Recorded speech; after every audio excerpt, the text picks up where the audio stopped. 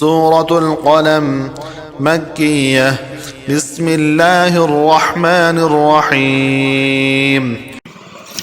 سورہ قلم شروع اللہ کے نام سے جو بڑا مہربان نہایت رحم والا ہے۔ نون والقلم وما يسطرون، نون قلم کی اور جو اہل قلم لکھتے ہیں اس کی قسم۔ ما انت بنعمت ربک بمجنون، کہ اے محمد تم اپنے پروردگار کے فضل سے دیوانے نہیں ہو۔ وَإِنَّ لَكَ لَأَجْرًا غَيْرَ مَمْنُونٍ وَإِنَّكَ لَعَلَى خُلُقٍ عَظِيمٍ، اور تمہارے لیے بے انتہا اجر ہے اور اخلاق تمہارے بہت عالی ہیں۔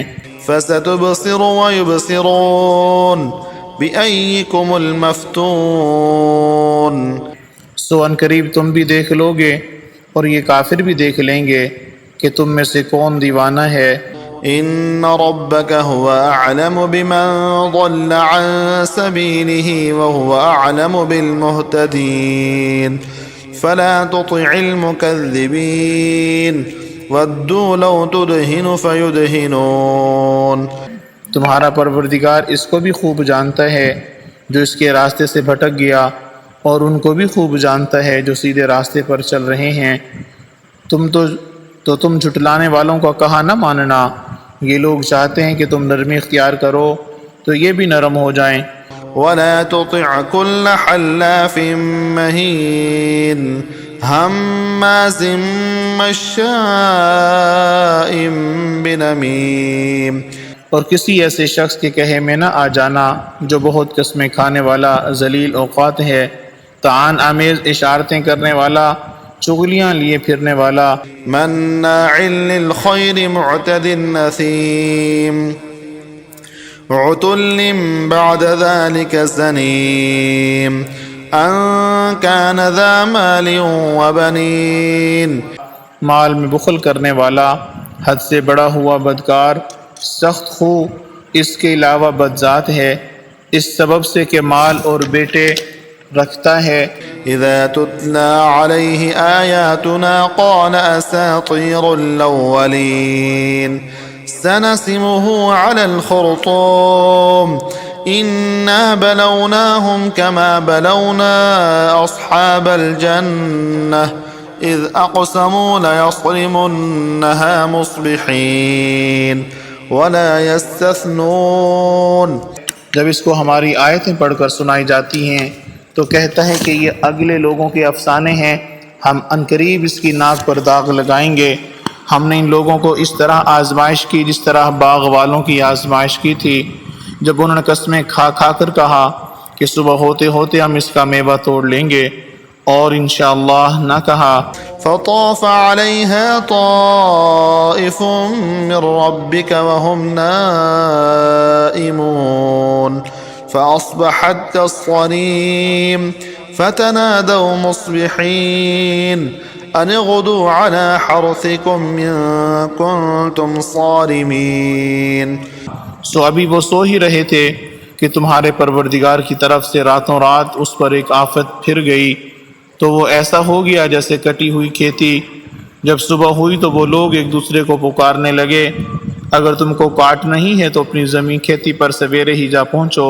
فانطلقوا وهم يتخافتون ألا يدخلنها اليوم عليكم مسكين وغدوا على حرد قادرين، تو وہ چل پڑے اور آپس میں چپکے چپکے کہتے جاتے تھے، آج یہاں تمہارے پاس کوئی فقیر نہ آنے پائے، اور کوشش کے ساتھ سویرے ہی جا پہنچے، گوئے تھے کھیتی پر قادر ہیں۔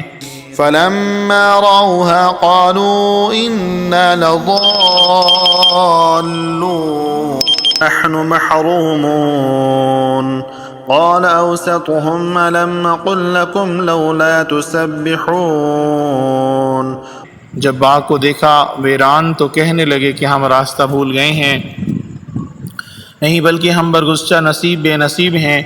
ایک جو ان میں فرزانہ تھا بولا کیا میں نے تم سے نہیں کہا تھا کہ تم تسبیح کیوں نہیں کرتے؟ قالوا سبحان ربنا إنا كنا ظالمين فأقبل بعضهم على بعض يتلاومون قالوا يا ويلنا إنا كنا طاغين تب وہ کہنے لگے کہ ہمارا پروردگار پاک ہے، بے شک ہم ہی قصوروار تھے۔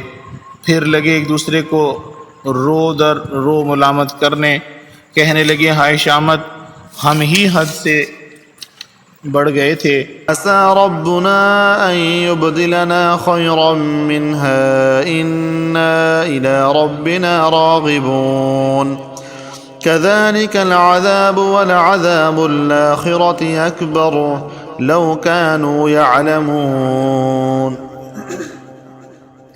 إن للمتقين عند ربهم جنات النعيم أفنجعل المسلمين كالمجرمين امید ہے کہ ہمارا پروردگار اس کے بدلے میں ہمیں اس سے بہتر باغ عنایت کرے۔ ہم اپنے پروردگار کی طرف سے رجوع لاتے ہیں۔ دیکھو عذاب یوں ہوتا ہے اور آخرت کا عذاب اس سے کہیں بڑھ کر ہے۔ کاش یہ لوگ جانتے ہوتے۔ پرہیزگاروں کے لیے ان کے پروردگار کی ہاں نعمت کے باغ ہیں کہ ہم فرما برداروں کو نافرمانوں کی طرف سے نعمتوں سے محروم کر دیں گے۔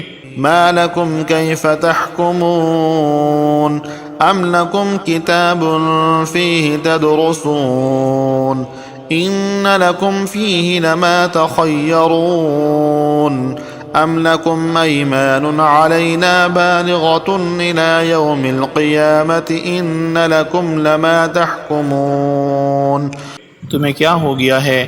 کیسی تجویزیں کرتے ہو؟ کیا تمہارے پاس کوئی کتاب ہے جس میں یہ پڑھتے ہو کہ جو چیز تم پسند کرو گے وہ تم کو ضرور ملے گی؟ یا تم نے ہم سے قسمیں لے رکھی ہیں جو قیامت کے دن تک چلی جائیں گی کہ جس شے کا تم حکم کرو گے وہ تمہارے لیے حاضر ہوگی؟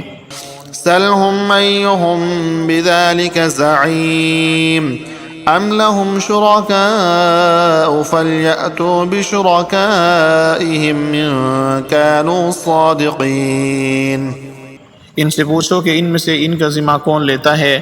کیا اس قول میں ان کے اور بھی شریک ہیں؟ اگر یہ سچے ہیں تو اپنے شریکوں کو لا سامنے کریں۔